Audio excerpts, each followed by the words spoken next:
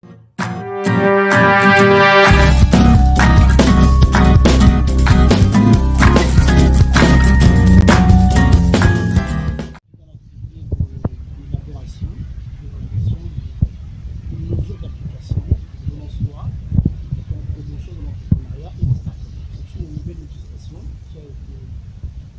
notre pays fin 2022 et cette législation bien sûr vise la promotion des petites et moyennes entreprises et des startups. Vous savez, dans notre pays, on a tant décliné pendant toutes ces années qu'il n'existait pas de régime juridique propre aux PME. Alors, ce qui se fait, les gens de la République, de promulguer un acte de renforcement des lois, justement, au sens d'encadrer les PME pour leur assurer cette émergence. Alors là, aujourd'hui, nous sommes en train de travailler sur l'élaboration des projets, des textes d'application, c'est-à-dire décrets et arrêtés qui doivent permettre une bonne application de cette dimension pour qu'elle puisse porter des effets sur ces facteurs administratifs du Premier ministre et des ministres qui puissent justement permettre l'applicabilité et l'efficacité sur le terrain.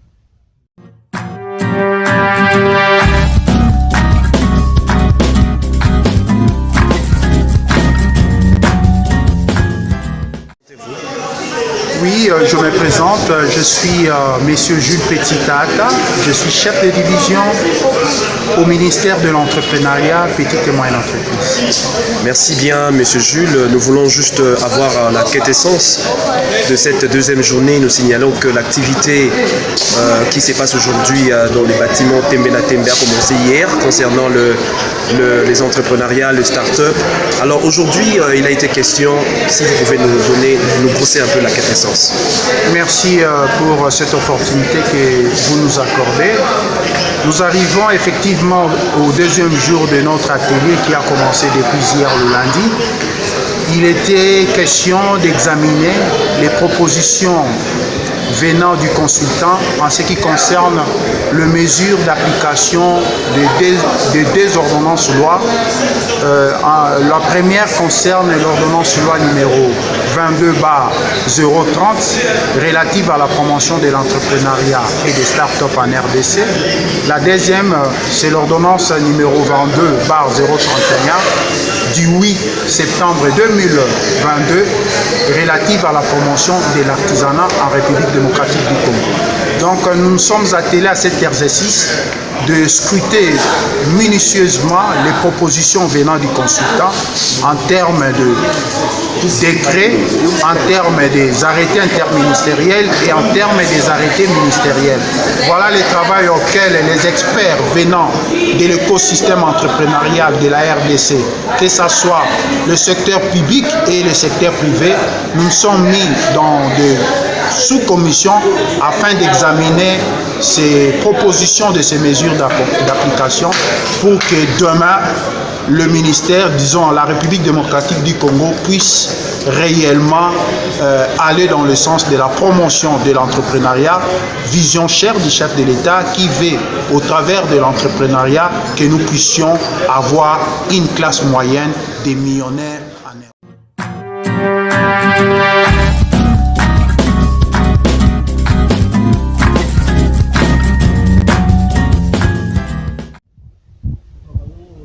Là, moi, je travaille dans le groupe qui analyse justement, qui élabore les projets des arrêtés interministériels qui sont en exécution de l'ordonnance loi en tant que monsieur. Merci. Une dernière question, c'est important mettre de l'eau dans la bouche. Quelles sont quelques belles attentes par rapport à cette activité? Alors, les attentes sont plutôt liées aux objectifs de cet atelier. C'est justement de pouvoir avoir des projets, des propositions concrètes, élaborées, corrigées, dans les gens de corriger, les gens de conservation.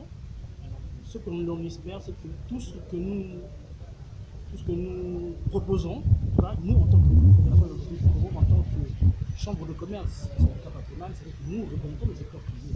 Nous espérons que nos contributions, nous qui sommes avec les entreprises, nous qui encadrons les entreprises tous les jours, nous qui connaissons mieux leurs problèmes et leurs désirs, espérons que nos recommandations, nos propositions, tout ce que nous avons apporté en termes de rédaction, en termes de propositions et de correction à ces projets, à ces avant-projets des actes d'application seront pris en compte, in fine, et qui seront publiés au niveau du journal officiel et qui peuvent des effets tout à fait bénéfiques. Alors, ce que nous espérons en réalité, c'est qu'on prenne en compte ce que nous, le patronat du secteur privé, nous puissions nous retrouver dans tous les amendements, dans toutes les contributions que nous avons apportées.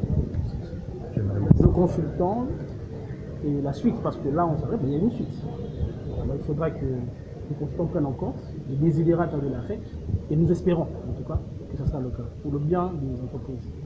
Merci beaucoup.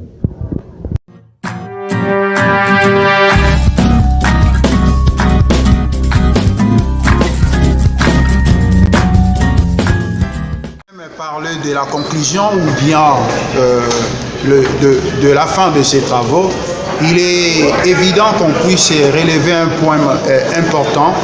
Donc, pendant ces assises, nous avons senti la contribution de tous les acteurs de l'écosystème pour qu'enfin qu'on puisse offrir à notre cher pays de mesures d'application de ces deux lois, parce que tout le monde a compris que c'est au travers de l'entrepreneuriat que la RDC peut réellement et résolument se mettre dans le diapason, dans la ligne du développement intégral. Donc, ce qui a relevé aujourd'hui, c'était l'enthousiasme. Les gens se sont dépassés pour qu'on puisse travailler. Et demain, ça sera juste la restitution des travaux venant de chaque sous-commission afin d'apporter des amendements s'il y en a auprès du consultant pour que cela puisse être intégré afin que la République puisse obtenir des mesures d'application dignes de son nom. Merci. Merci beaucoup. Merci beaucoup.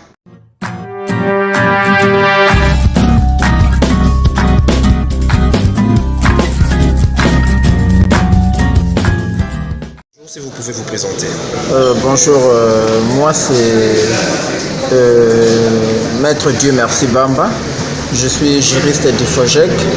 Je suis délégué d'IFOGEC pour participer à l'atelier sur l'élaboration des mesures d'application des ordonnances loi numéro 022/030 et 22/031 relatives respectivement à la promotion de l'entrepreneuriat et des startups et la promotion de l'artisanat.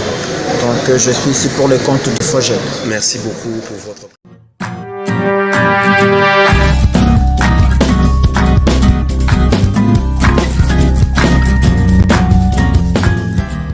Na niveau na biso ezali tozalaki liboso na atelier à partir ya ba mesures d'application sur la loi sur l'entrepreneuriat.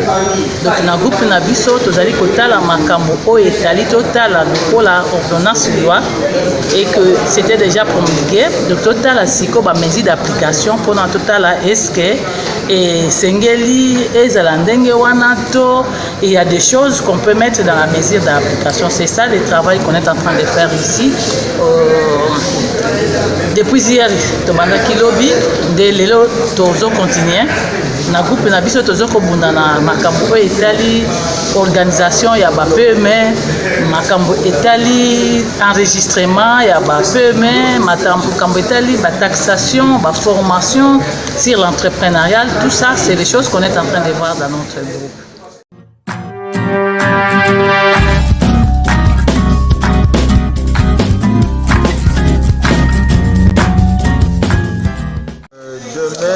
Je vois déjà que les décisions qui vont sortir de ces ateliers seront celles qui vont aider très significativement les entrepreneurs congolais, surtout ceux qui sont dans dans les formels, puisqu'il y a des mécanismes qu'on va mettre en place qui vont leur permettre à se formaliser à un moindre coût, sans pour autant se déplacer, sans pourtant donner beaucoup d'énergie. Ils peuvent facilement se formaliser et bien faire leur business avec beaucoup de protection de l'État. Merci beaucoup, maître.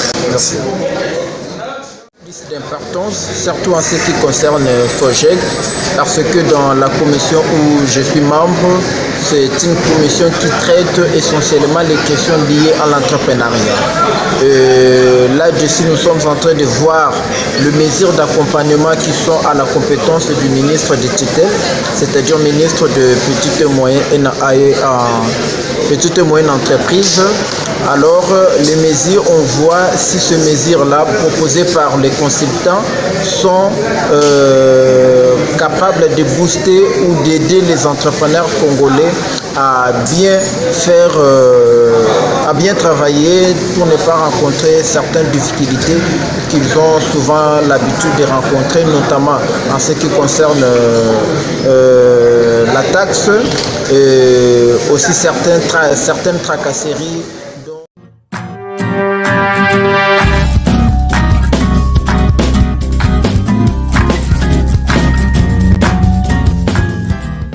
biso tosepeli makasi parce que souci ya gouvernement ya lelo par rapport na la promotion des petits entrepreneurs au niveau de notre pays et aussi l'encadrement et l'accompagnement. Souci na biso que le chef de l'État qui avait déjà cette ambition de accompagner les entrepreneurs na Congo, tous les milliardaires, que dans un premier temps, il faudrait que les taxes soient allégées.